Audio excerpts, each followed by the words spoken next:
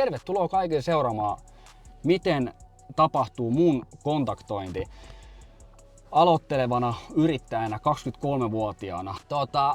Lähdetään etsiä uusia asiakkaita. 20 puhelua. Katsotaan monta palaveria mä saan sillä aikaa vai saanko ollenkaan. Saa kuule nähdä. Jotkut sanoo cold call, jotkut sanoo kylmäpuhelut, mutta mä sanon girl girls. Ja minkä takia mä sanon girl girls? Koska ne on kultaisia puheluita. Ne on ihan mahtavia puheluita. Girl girls, nimenomaan. Niin joo, soitetaan 20 puhelua, katsotaan mihin se vie vai viekö se yhtään mihinkään.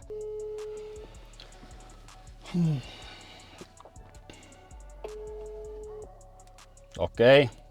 Ensimmäinen yritys ei vastannut.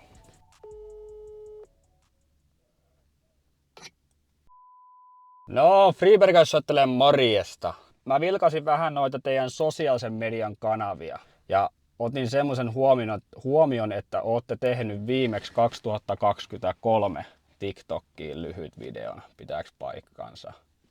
Joo, meillä oli silloin semmoinen koululaispoika harjoittelemassa, niin toi meidän yrittäjä antoi hänelle sinne tunnukset, en tiedä edes kenen halus ne on, ja hän sai sinne muutaman kuvan tehdä huvikseen, mutta ei se ole sinänsä niin meidän kanava toistaiseksi. Meillä on itse asiassa tosi lyhyt videoprojekti nyt just lähdössä maahan tojen kanssa. Elikkä onko tää niinku siis nyt ulkoinen tekijä siihen hankittu sit jo?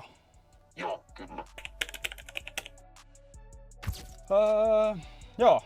En tiedä. No siellä on niinku sopimukset tehty valmiina jo. Ei, vähän kuin aikaisemmin olisi soittanut melkein tonnekin firmaan, niin ehkä siitä olisi saanut jotakin sit väännettyä. Mutta hei, sille nyt ei voi oikein mitään. Ja kyllä tää niinku aina jännittää. Mietityttää, että pitäisikö mun soittaa, pitäisikö. No totta kai mun pitää soittaa. Se on just se jutun juoni. Sinne soitetaan, kysytään mikä tarve, mikä meininki ja sit me mennään taas. Noniin. Elikkä siinä oli taas ei oltu tavoitettavissa.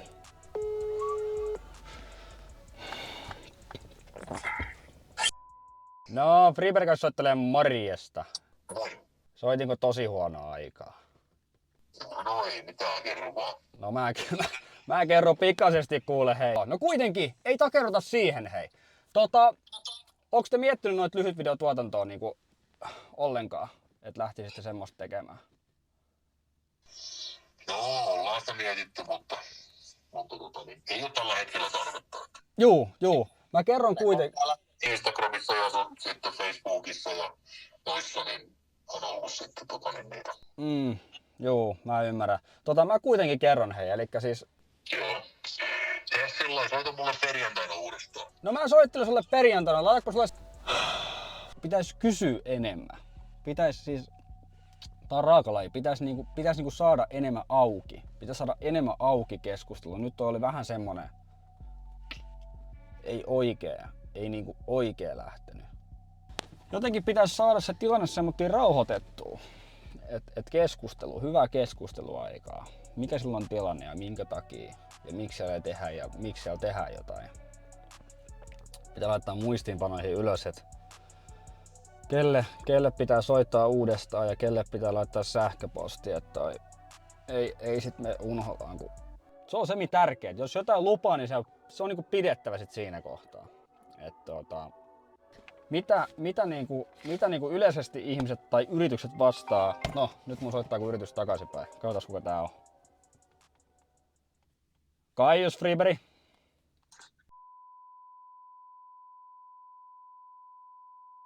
Noniin, kuule mä soittelin sulle juurikin äsken, niin onks teillä mitään sisäistä tai ulkoista tekijää niin kuin näihin tällä hetkellä? Siellä on niin kuin selkeästi haluatte kuitenkin niitä tehdä, eiks vaan? Itse tehdään jo liittyvää markkinointia. Joo. Niin faktaasti sitten todistaa sen, niin kun, että se johtaa kauppaan. Hankala sit, mä pystyn senkin just myöntämään, kun se kuukauden stintti, tää pilottijakso, niin sehän 4 videoa on tosi vähän. Et sit kun niinku ruvetaan näitä niinku videoita aktiivisemmin puskemaan, niin sit sen pystyy niinku katsomaan niinku jos on vaikka 3 kuukauden, sit siitä pystyy ehkä näkemään eroa, jos siinä sit on niinku näkeäkseen mitään. Et niinku, olisi niinku tarkoitus, että näkisitte sen, että miltä tämä niinku voisi vaikuttaa, minkälaista se voisi olla. Ja jos se tuntuu siltä, että hei, me ei ehkä nähdä tässä niinku nyt mitään potentiaalia, niin sit se on sillä ok niin sanotusti. Haluatko, että mä tuun paikan päälle ihan vilkastaan? Joo, täytyy. Niin mä voisin näyttää sulle ihan konkreettisesti nyt. Tehdään kuule näin. Tervetuloa. Kiitos paljon. Hyvät päivänjatkot. Ja sieltä ensimmäinen palaveri. Ensimmäinen palaveri buukattu. Torstaina kello 10 reikä. Pitäisi olla kuitenkin niinku hieman rohkeampi.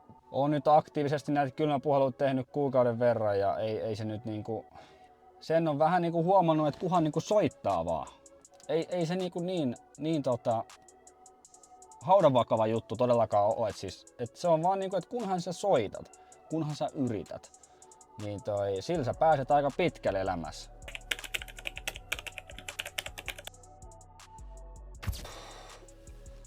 Okei, nyt on soitettu 20 yritykseen ja tilanne on se, että mä sain buukattua 1 palaverin ja 3 yritykselle mä laitan sähköpostit.